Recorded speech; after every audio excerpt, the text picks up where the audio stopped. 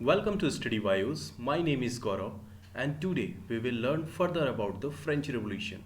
As in the last class, we learned a lot about the social structure and French monarch. So today we will know that what was the causes that led to the problem of protest, or you can say that what problem that led to the final revolution in French society. So let's move to the next slide and learn a new topic. As you can see that French population rose from about 23 million in 1715 to 28 million in 1789. जैसा कि आप देख रहे हो यहाँ पे कि इनकी पॉपुलेशन में एक बहुत ही रैपिड इंक्रीज देखने को मिलता है, बहुत ही तेजी से ग्रोथ होती है विद इन 50 और 60 ईयर्स। और इसके आप कह सकते हो इसके पैरेलल इनकी जो सुविधाएं होती हैं, जो इनके स्ट्रक्चर होते हैं, इंफ्रास्ट्रक्चर होंगे या जो भी इनके रिसोर्सेज होंगे, वो उस लेवल पे ग्रो नहीं कर पाते हैं। और प्रॉब्लम ये निकल करके आएगी कि लोगों को लैक ऑफ रिसोर्सेज फील होने लगता है। जैसे कि आप देखोगे कि हमारे इंडिया में क्या है कि अचानक से कोविड के जो पेशेंट है वो बहुत तेज़ी से बढ़ने लगे, ठीक है, लेकिन उसके पैरेलल उसके रेस्पेक्ट में जो हमारे रिसोर्सेज थे, मेडिकल इक्विपमेंट या मेडिसिन या फिर वैक्सीन, वो उस लेवल में उसको compete नहीं कर पाए। सेम ऐसा ही इनके साथ भी हुआ था कि इनकी पॉपुलेशन तो बहुत तेज़ी से बढ़ी, लेकिन पॉपुलेशन बढ़ने के साथ साथ 5 मिलियन की पॉपुलेशन तो बढ़ गई, 23 मिलियन से इनकी पॉपुलेशन 28 मिलियन हो गई। लेकिन इस 5 मिलियन की पॉपुलेशन बढ़ने के साथ साथ इनके वहाँ रिसोर्सेज जैसे कि तैसे बने रहे, और इससे प्रॉब्लम आती है कि इनके वहाँ एक सब्सिस्टेंस क्राइसिस जैसी सिचुएशन क्रिएट हो जाती है। क्या होता है सब्सिस्टेंस क्राइसिस, उसको भी देखेंगे। Next, this create a rapid increase in demand for food grains. अब सीधी सी बात है कि अगर पॉपुलेशन बढ़ती है, if there is a growth in population, then वहाँ पर पॉपुलेशन के साथ साथ बाकी चीज़ों में भी ग्रोथ होगा। उनको एजुकेशन सिस्टम चाहिए, उनको बाकी हेल्थ फैसिलिटी चाहिए, और सबसे प्राइमरी जो चीज़ उनको चाहिए होती है वो क्या चाहिए होती है, उनको फूड ग्रेन चाहिए होता है। तो इस समय इनकी बेसिक नीड जो फूड ग्रेन, इनके स्टेपल फूड या बाकी सारी चीज़ें, उनमें प्रॉब्लम आने लगी। आप देखोगे कि इनके प्राइसेस बहुत ज़्यादा बढ़ जाते हैं, लेकिन प्राइसेस बढ़ने के रेस्पेक्ट में इनकी जो अर्निंग होती है वो कभी नहीं बढ़ती है। इनकी अर्निंग जैसी की तैसी बनी रहेगी, लेकिन प्राइसेस बहुत तेज़ी से ग्रो करेंगे। And this led to a subsistence crisis. So here we can see what is subsistence crisis. Subsistence crisis क्या होता है? तो subsistence crisis उस situation को कहते हैं when you have a lack of basic resources or basic commodities, or you have a lack of basic commodities for survival. Okay, इन सारी प्रॉब्लम्स की वजह से उनके वहाँ एक सब्सिस्टेंस क्राइसिस आ जाती है, यानी कि लोग जो है वो अपनी बेसिक नेसेसिटी भी फुलफिल नहीं कर पाते हैं। फिर आता है a growing middle class invoices and in to the privilege. सबसे बड़ी जो प्रॉब्लम होती है, जो एक मेन रीज़न होता है जिसकी वजह से एक जो प्रोटेस्ट में अपना एक सबसे बड़ा पार्ट प्ले करता है, जो रिवोल्यूशन को सबसे तेजी से पुश करता है, वो क्या होता है, मिडिल क्लास का ग्रो करना। अब तक वहाँ पे सिर्फ दो क्लासेस होते थे, ठीक है, एक लोअर क्लास और दूसरा हायर क्लास। कोई भी मिडिल क्लास जैसी चीज़ नहीं हुआ करती थी। लेकिन अब एक नया सेगमेंट बन करके निकल के आया जिसको कहते थे मिडिल क्लास। ये मिडिल क्लास जो था, ये ना पीजेंट क्लास होता था और ना ही बिल्कुल रिच नोबल क्लास या फिर क्लैरिजियल सोसाइटी से बिलोंग करते थे। ये इनके बीच में कहीं एग्जिस्ट करते थे, या यूँ कह लो कि मिडिल क्लास वो होता था जो अपनी बेसिक नेसेसिटी को फुलफिल कर लेता था, या लोअर क्लास से अपर क्लास, ठीक है। और ये क्लास बेसिकली अपनी जो इनकी अर्निंग होती थी वो सर्विस सेक्टर पर डिपेंड करती थी।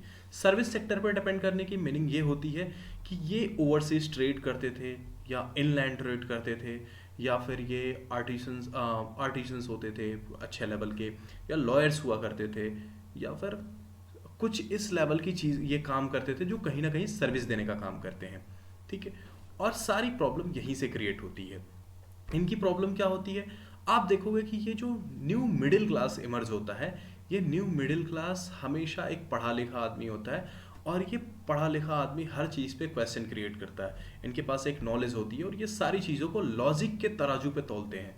ये सोचेंगे कि जब हम भी उसी ईश्वर की बनाई हुई संतान है, या हमारा भी परमेश्वर वही है जो इनका है, तो फिर हम छोटे और ये बड़े क्यों हैं? सोसाइटी में बाई बर्थ प्रिविलेज किसी को नहीं मिलना चाहिए। बाई बर्थ प्रिविलेज का जो कॉन्सेप्ट है, ये by birth privilege, by birth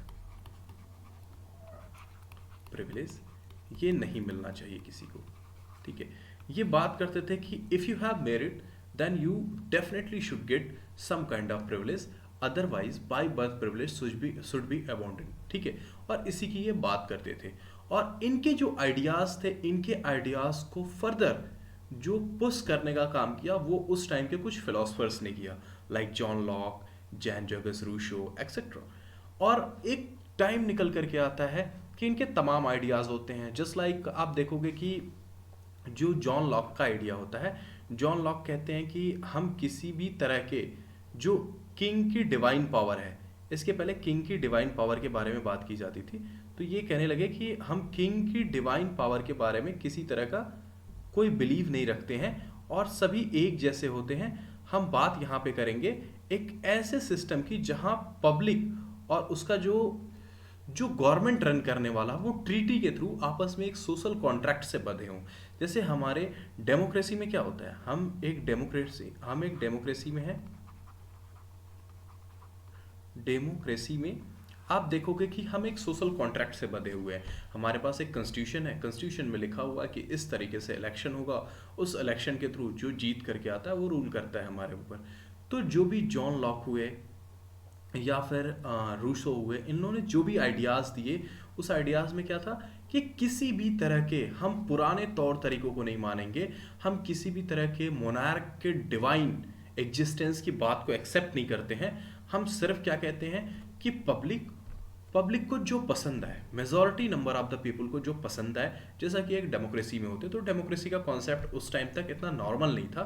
फिर भी इन्होंने कहा कि जो डेमोक्रेसी के जैसी बातें इन्होंने की कि पब्लिक और उनके गवर्नमेंट के बीच में एक कॉन्ट्रैक्ट होना चाहिए, जो उस कॉन्ट्रैक्ट के टर्म्स एंड कंडीशन को फुलफिल करेगा वही वहाँ का रूलर होगा। रूलर और यू कैन से वही वहाँ का एक एडमिनिस्ट्रेटर होगा, ठीक है। फर्दर आप देखते हैं कि रूसो ने क्या, Rousseau carried the idea forward, proposing a form of government based on a social contract between people and their representative.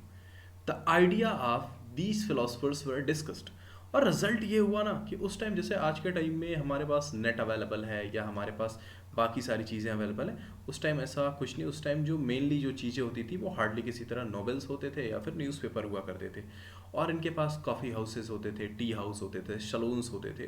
तो लोग वहाँ पर पे जाके बैठते थे, जितने भी लोग होते थे सोसाइटी के, और सभी आपस में डिस्कस करते थे इस चीज़ को कि जैसे आज के टाइम में हम पॉलिटिक्स डिस्कस करते हैं, कंट्री की सिचुएशन डिस्कस करते हैं, कंट्री की इकॉनमी डिस्कस करते हैं, या वर्ल्ड में जो टेररिज्म फैला हुआ है उसके बारे में डिस्कस करते हैं, या क्रिकेट के बारे में डिस्कस करते हैं।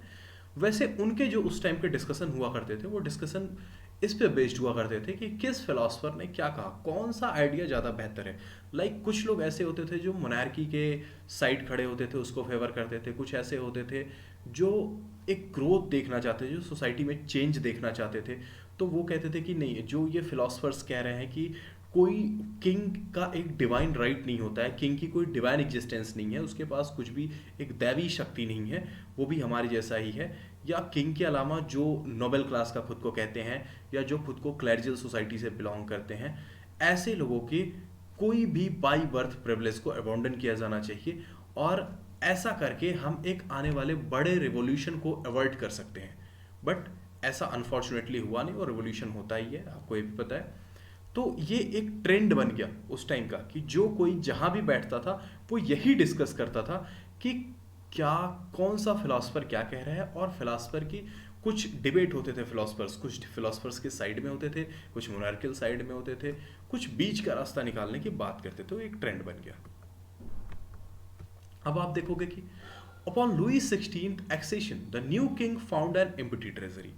अब और सिचुएशंस क्या होती हैं, लुई 16 जैसे ही अपनी गद्दी पे बैठेगा, वो एक खाली ट्रेजरी पाता है, एक खाली खजाना पाता है।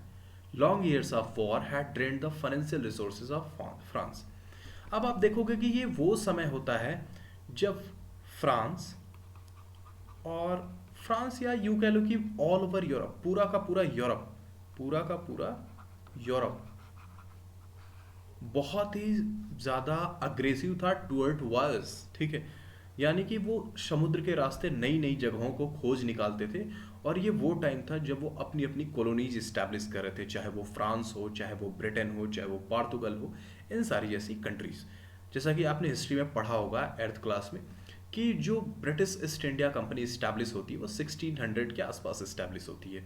और ये जो टाइम था ये 1774 में किंग बना और 1789 के आसपास का टाइम था। तो उस टाइम इनकी कॉलोनीज भी अच्छी खासी बन चुकी थी। तो इनका आपस में भी कंपटीशन चलता था। कंपटीशन किसका? ब्रिटेन का और फ्रांस का। ये यूरोप के अंदर भी कंपटीशन चलता था और ऑल ओवर वर्ल्ड चलता रहता था, ठीक है। तो इनको कई सारी लड़ाइयाँ भी लड़नी पड़ती थी। और इन्होंने इतनी लड़ाइयाँ लड़ी थी, कौन? लुई 16 के प्रेडेशर्स ने, उसके पूर्वजों ने, कि जब वो नया राजा बना तो उसका जो ट्रेजरी उसको मिला, यानी कि खजाना जो मिला, वो खजाना पूरी तरह से खाली था, ठीक है। और इनके जो खजाने के जितने भी सोर्सेज थे वो सारे सोर्सेज बंद हो चुके थे, या यूं कह लो कि खर्चे ज़्यादा थे और इनकम इनकी बहुत कम थी। The cost of maintaining such a huge army and a grand court at the palace of Versailles were also a huge burden over royal treasury. अब इसके अलावा आप देखोगे कि इनको एक हैवी आर्मी मेंटेन करनी होती थी। हैवी आर्मी मेंटेन करनी होती थी फॉर व्हाट? हैवी आर्मी इनको मेंटेन करनी होती थी क्योंकि इनको बैलेंस ऑफ पावर बनाए रखना था। बैलेंस ऑफ पावर एक प्रिंसिपल होता है जिसके थ्रू कि अगर आपका एक एनिमी है, एनिमी के सामने आपको भी उतना ही स्ट्रांग दिखना पड़ता है जितना कि आपका एनिमी है, या एनिमी से हमेशा आपको स्ट्रांग दिखना होता है जिससे कि वॉर को अवॉइड किया जा सके, ठीक है, या अपना दबदबा आप बनाए रखें पूरे रीजन में। तो इनके पास एक अच्छी खासी आर्मी थी। दूसरा, जो किंग था, किंग का कोर्ट मेंटेन होता था। कोर्ट को भी मेंटेन करने में अच्छे खासे खर्च आते हैं। उनके कोर्टियर्स होते हैं, दूसरे बड़े ऑफिशियल्स होते हैं, मिनिस्टर होते हैं, सारे लोग होते हैं। तो इसमें भी अच्छा खासा खर्च आ रहा था। अब ये सब कुछ देखते हुए आप देखोगे कि बीच में एक और इंसिडेंट होता है। इंसिडेंट क्या होता है कि जो फ्रांस होता है, फ्रांस अमेरिका की 13 कॉलोनीज को फ्री कराने के लिए, ठीक है, अमेरिका के कुछ एरिया को, किसके? अमेरिका, जिसको आज आप क्या कहते हो? यूएसए। यूएसए के कुछ एरियाज को फ्री कराने के लिए, किससे? ब्रिटेन से, ठीक है। चूंकि ब्रिटेन और फ्रांस इन दोनों का कंपटीशन चलता रहता था ऑल ओवर यूरोप, और ब्रिटेन ने अमेरिका को भी गुलाम बना रखा था, या उसकी भी कॉलोनी बना रखी थी। तो ब्रिटेन जो था वो अमेरिका और फ्रांस दोनों का कॉमन एनिमी था। तो फ्रांस ने अमेरिका को फ्री कराने के लिए बहुत सारे एक लड़ाई लड़ी और हेल्प करी अमेरिका की फ्री ऑफ कॉस्ट। इससे क्या हुआ? इससे फ्रांस के ऊपर एक्स्ट्रा 2 बिलियन लाइवर का डेप्ट हो गया और कंडीशन जो थी वो वर्स्ट हो गई। अब जल्दी जल्दी इस डेप्ट को भी फुलफिल करना था, अपने खर्चे भी मेंटेन करने थे, आर्मी के भी खर्चे मेंटेन करने थे, कंट्री को सब्सिस्टेंस क्राइसिस से भी निकालना था। कई सारे इनके सामने आप कह सकते हो कि प्रॉब्लम्स आ गई। इन सारे प्रॉब्लम्स से इनको डील करने के लिए ज़रूरी था कि कहीं से इनके सोर्स ऑफ इनकम को बढ़ाया जाए। किसको? रॉयल ट्रेजरी के सोर्स ऑफ इनकम को। That's why the king decided to increase the taxes. ठीक है, आप कहोगे कि सर ठीक है, अच्छी बात है, टैक्स इंक्रीज करना था, वो टैक्स इंक्रीज कर देता। प्रॉब्लम कहाँ आती है? तो प्रॉब्लम यहाँ आती है कि जो फ्रेंच रिजीम था, जो पुराना रिजीम था, जो बिफोर रिवॉल्यूशन आप कह सकते हो, उस रिजीम के हिसाब से जो किंग था वो अकेले कभी भी टैक्स को नहीं इंक्रीज कर सकता था, टैक्स के स्लैब में ग्रोथ नहीं कर सकता था। इसके लिए वहाँ पर एक स्पेशल बॉडी हुआ करती थी जिसको स्टेट जनरल कहते थे। तो स्टेट जनरल के बिना कंसेंट के कोई भी किंग टैक्स नहीं इंक्रीज कर सकता था। हाँ, किंग जब चाहे तब मीटिंग बुला सकता था, किंग की बात को वैल्यू दिया जाता था, लेकिन स्टेट जनरल की कंसेंट जरूरी थी। जब तक उनकी कंसेंट नहीं होती कभी भी टैक्सेशन में इंक्रीज नहीं कर सकते थे, ठीक है। तो इनकी एक मीटिंग बुलाई जाएगी। और स्टेट जनरल कौन होते थे? State general was basically a political body, ठीक है। और ये वो पॉलिटिकल बॉडी थी जिनके पास टैक्स से रिलेटेड कंसेंट का राइट था। जब तक और ये हर एक स्टेट को रिप्रेजेंट करने वाले होते थे। फर्स्ट स्टेट बोले तो क्लैरजी, सेकंड स्टेट नोबैलिटी, थर्ड स्टेट यानी कि जो कॉमन मैन होते थे, सबको रिप्रेजेंट करने वाले लोग होते थे। और ये उस असेंबली में जाते थे या उस मीटिंग में जाते थे जब किंग बुलाता था टैक्स इंक्रीज करने के लिए, और वहाँ पे अब वोटिंग होती थी, वोटिंग के हिसाब से टैक्सेशन के स्लैब चेंज होते थे। ओके, तो ये सभी जाएंगे, राजा बुलाता है इनको, तो वहाँ भी होता है। आगे आप देख सकते हो, on 5 May 1789 Louis 16 called together an assembly of the state generals. Louis 16 यानी कि फ्रांस का किंग जो होता है, वो 5 मई 1789 को एक असेंबली बुलाता है, एक मीटिंग कॉल करता है, किसकी? स्टेट जनरल्स की। ठीक है, कहता है कि आओ भाई और हम मिल करके टैक्सेशन को डिस्कस करें, क्योंकि हमारे पास इतनी इतनी प्रॉब्लम है, इतनी हमारे खर्चे इतने बढ़ गए हैं, और खर्चे को मेंटेन करने के लिए हमें टैक्स बढ़ाना ही पड़ेगा, और हम टैक्स पे बैठ के डिस्कस करते हैं और टैक्स उसके अकॉर्डिंग हम बढ़ाएंगे। ठीक है, तो आप कहोगे कि ठीक है, मीटिंग होती, टैक्स बढ़ जाता, लेकिन जो इसके बाद होता है कि टैक्सेशन, जैसे ही मीटिंग स्टार्ट होती है, मीटिंग में कुछ प्रॉब्लम आती है, मीटिंग में प्रॉब्लम की वजह से वो एक बड़ा रिवोल्यूशन का फॉर्म गेन कर लेता है। क्या क्या होगा वो हम आगे के स्लाइड्स में देखेंगे और समझने की बेटर तरीके से कोशिश करेंगे कि क्या क्या होता है, किसकी वजह से ऐसे कॉन्सिक्वेंस बनते हैं कि एक जो इसका रिजल्ट निकलता है वो एक रिवोल्यूशन बन करके निकलता है। So thank you.